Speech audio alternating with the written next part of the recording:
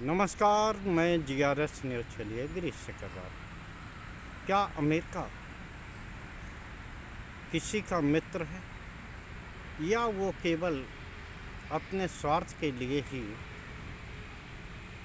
अपनी योजनाएं बनाता है, यहाँ तक कि पड़ोसी देशों को युद्ध में झोंकता है और अपने ही मित्रों को बेसहारा छोड़कर भाग जाता है। ईरान युद्ध के समय जिस प्रकार ईरान पर इजराइल और अमेरिका ने वार्ता की मेज पर होने के बावजूद भी युद्ध में झोंका, उन पर कड़ी कार्रवाई की, हमला किया, यहाँ तक कि ईरान के सुप्रीम लीडर अब्दुल ख़ामेनी जी को उनके परिवार सहित मार दिया। लेकिन उसके बाद जो ईरान का पलटवार उन देशों पर हुआ जिनमें कि अमेरिका के सैनिक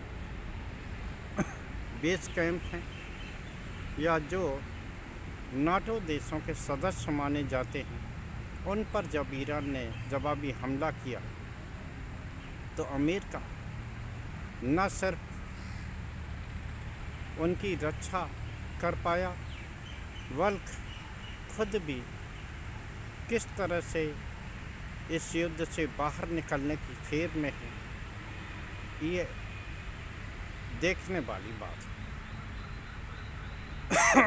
वो देश जो अमेरिका के साथ मजबूती से खड़े थे, अपनी ज़मीन उन्होंने अमेरिका को सैनिक बेस बनाने के लिए दी। मैं खासकर खाड़ी देशों की बात कर रहा हूँ जो बहुत ही धनाढ़ हैं, यूएई हो, बहरीन हो, कतर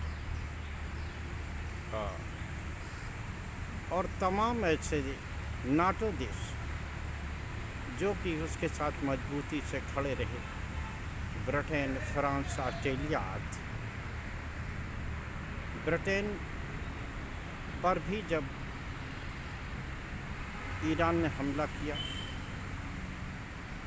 तो निश्चित तौर पर अमेरिका उसके बीच में आया भी नहीं और न ही उसने इसको लेकर आलोचना। अमेरिका आलोचना सिर्फ उस बात की कर रहा है कि जब इजराइल पर पलटवार होता है तब वो बार बार धमकी देता है, ईरान को वार्ता की मेज पर लाना चाहता है। यहाँ तक कि उसके ही मित्र देश स्पेन ने जब अमेरिका की कारगुजारियों को लेकर ये कहा कि अब वह अपनी भूमि से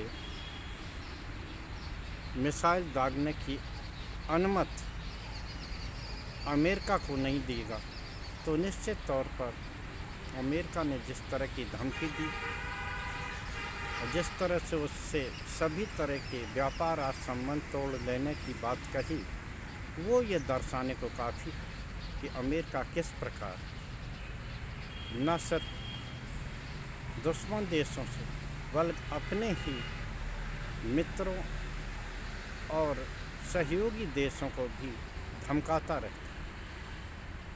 आखिर क्यों अमेरिका के सहयोगी उस अमेरिका के साथ जुड़ें जो अमेरिका सिर्फ अमेरिकन और अमेरिकी फर्स्ट की बात करता है, दूसरे देशों से परेशानियों से न तो उनको कोई संबंध है और न ही उस संबंध में अमेरिका कोई ऐसी जवाबी कार्रवाई भी करता। जैसा कि मैंने बताया कि अमेरिका में भी ट्रंप की नीतियों को लेकर आलोचनाओं का दौर है। यहाँ तक कि जो उच्च सदन सीनेटर कहा जाता है, उसमें भी ट्रंप की कार्यशैली को लेकर सवाल खड़े किए जा रहे हैं और ये पूछा जा रहा है कि आखिर क्या ज़रूरत थी कि जो आपने ईरान पर हमला किया। कई लोग इसे इजराइल युद्ध की भी संज्ञा दे रहे हैं कि वो युद्ध जो अमेरिका के खिलाफ था ही नहीं, ईरान उससे बातचीत कर रहा था। इसके बावजूद भी इजराइल के कारण ही अमेरिका इस युद्ध में जूझा। और जिस तरह से अमेरिका के सैनिकों के शव अमेरिका में जा रहे हैं, अमेरिका के आम लोगों की भी प्रतिक्रियाएँ आने लगी हैं, जो कि निश्चित तौर पर ट्रंप के राजनीतिक भविष्य को खतरे में डालने वाला। ट्रंप ने ये सोचा था कि खोमेनी के मृत्यु के बाद ईरान घुटनों पर आएगा और निश्चित तौर पर इस युद्ध को वो 1 या 2 दिन में ख़त्म करके अपनी सुविधा के अनुसार उसे अपने साथ लाने में सफल होंगे। लेकिन जिस तरह से ईरान न सिर्फ नाटो देशों बल्कि उनके जो बेस कैंप अमेरिका के हैं खाड़ी देशों पर, उसमें सफलतापूर्वक हमला कर रहा है, अमेरिकी साजो सामान को नुकसान पहुंचा रहा है। यहाँ तक कि उनके वो उपकरण जिनसे वो दावा करता है कि वो उन्हें हवा में ही उनकी मिसाइलों को नष्ट कर देगा। और देखा यह गया है कि ड्रोन हमले तक को रोकने की क्षमता अमेरिका के उन उपकरणों में नहीं बची है। जिस प्रकार अब्राहम लिंकन युद्धपोत पर सटीक हमला और उनके फाइटर जेट को, जिसको कि अमेरिका गुणगान करके युद्धरत देशों को बेचता रहता, उनको सफलतापूर्वक गिराना। और अंदरूनी स्थिति में ट्रंप जिस प्रकार फंसे, निश्चित तौर पर आप ये तय मानिए कि अमेरिका उसी तरह से युद्ध से बाहर निकलना चाहता जिस प्रकार वो अफ़गानिस्तान को युद्ध में धकेल कर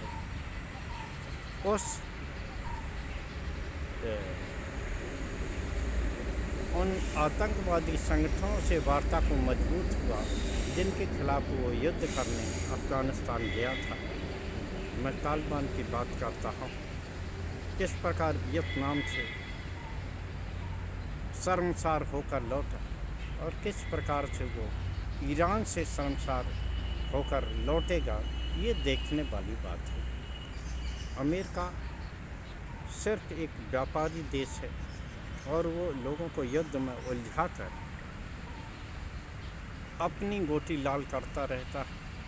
अपने उपकरण उन देशों के प्राकृतिक संसाधनों पर कब्जा कर उन्हें युद्ध में बर्बाद करवा उनके प्राकृतिक संसाधनों को निचोड़ता रहता है। संभवतः खाड़ी देश अमेरिका की इस चाल को समझ गए हैं और वो अब इस स्थिति में नहीं है, ना ही वो ये चाहते हैं कि अमेरिका के साथ वो भी कोई नुकसान उठाएं और अपने प्राकृतिक संसाधनों पर अमेरिका का कब्जा करवाएं। देखना यह है कि अमेरिका अब इस स्थिति में क्या करेगा और क्या वो अपने अंदरूनी जो दबाव पड़ रहा है ट्रंप पर, उसके आगे झुकेगा, या सहयोगी देश जो एक एक करके अब ट्रंप की नीतियों पर सवाल खड़े कर रहे हैं, अमेरिका की नीति पर खड़े कर रहे हैं सवाल, उससे परेशान होकर वो किस प्रकार की नीतियां करेगा, ये देखना भविष्य में हालात छुपा है। लेकिन जिस प्रकार अमेरिका सीधे युद्ध न करके ढाल के रूप में सहयोगी देशों का इस्तेमाल करता है, और जिस प्रकार नाटो बिरादरी में भी अब अमेरिका की कार्यशैली को लेकर सवाल खड़े हुए हैं, वो ये दर्शाने को काफ़ी है कि नाटो देश भी अब अमेरिका की राह पर चलने वाले नहीं हैं। आज के ब्लॉग में बस इतना ही। जय हिंद, जय भारत। कल फिर किसी नए मुद्दे पर आपके साथ जुड़ने का प्रयास करूँगा। जय हिंद।